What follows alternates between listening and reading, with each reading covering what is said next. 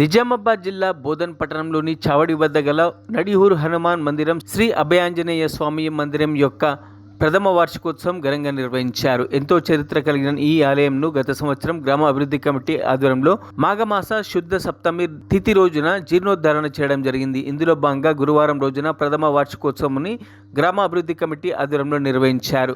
వార్షికోత్సవం సందర్భంగా ఉదయం నుంచి ఆలయంలో స్వామివారికి అభిషేక, పత్రపుష్పార్చన, మంగళ నీరాజనాలు, ప్రత్యేక పూజలు నిర్వహించారు. భక్తులు అధిక సంఖ్యలో విచ్చేశారు. అనంతరం భక్తులకు మహాన్న ప్రసాద వితరణ నిర్వహించారు. ఈ కార్యక్రమంలో ఆలయ ప్రధాన అర్చకులు ఉదయ్ శర్మ, గ్రామ అభివృద్ధి కమిటీ అధ్యక్షులు గంగారావు పట్వారి దంపతులు, గ్రామ కమిటీ సభ్యులు, దంపతులు, కాలనీ వాసులు, గ్రామ ప్రజలు అధిక సంఖ్యలో పాల్గొన్నారు.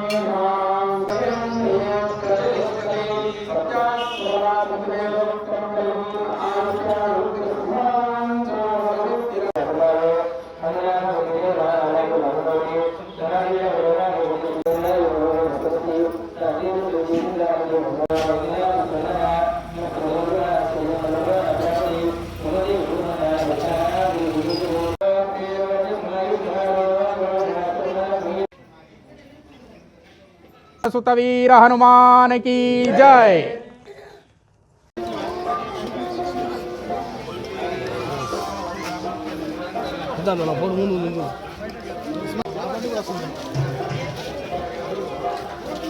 వంటల మాస్టర్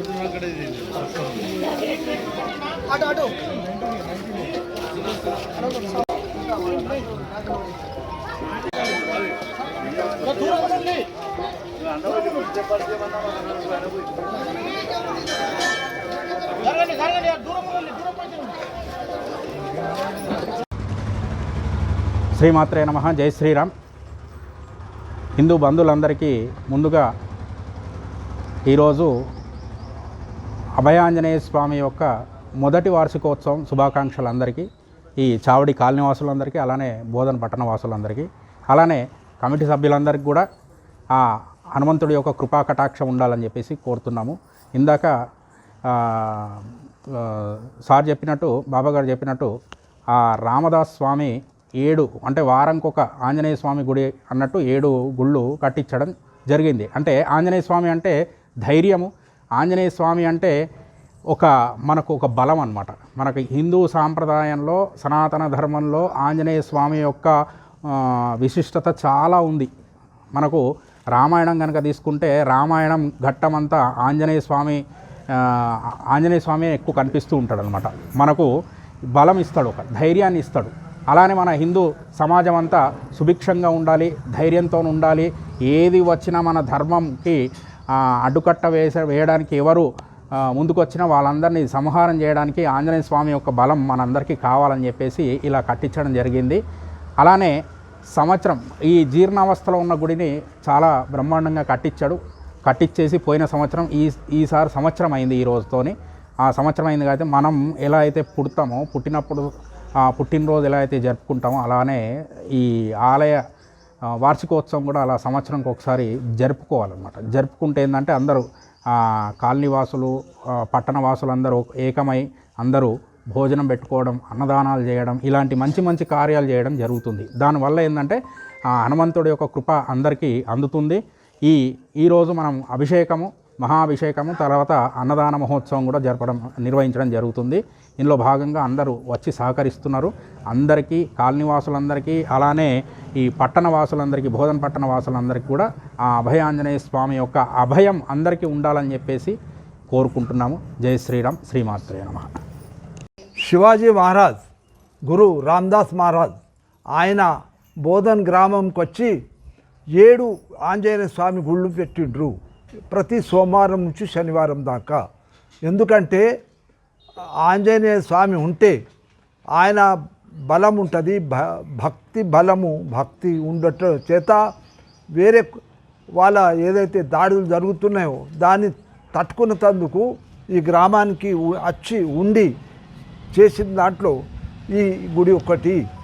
అదేవిధంగా ఈ గుడికి ఏదైతే జీర్ణావస్థలో లేకుండానో దానికి మంచి చేసి మంచి గుడి కట్టించిండ్రు.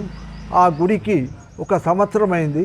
సంవత్సరం అయినప్పుడు సంవత్సరముకు దాని యొక్క ఇది చేయాలని మహారాజ్ వార్షికోత్సవం చేయాలని చెప్పినారు. దాని ప్రకారం ఈ రోజున ఈ 1 సంవత్సరం జరిగినది వార్షికోత్సవం. అంటే ఆ డేట్ ప్రకారం 29 ఉన్నది, కానీ తిథి ప్రకారం ఈ రోజే ఉన్నది. ఈ రోజున భగవంతుని దయతోని ఒక పూజా పునస్కారాలన్నీ చేసి ఈ విధంగా చేసి మహారాజ్కు అందరికీ మన ప్రజలందరూ బాగుండాలని కోరుకు ఈ సమయం ఇచ్చినందుకు ధన్యవాదాలు తెలుపుతున్నాం. మరిన్ని అప్డేట్స్ కోసం మా ఛానల్ని సబ్స్క్రైబ్ చేయండి.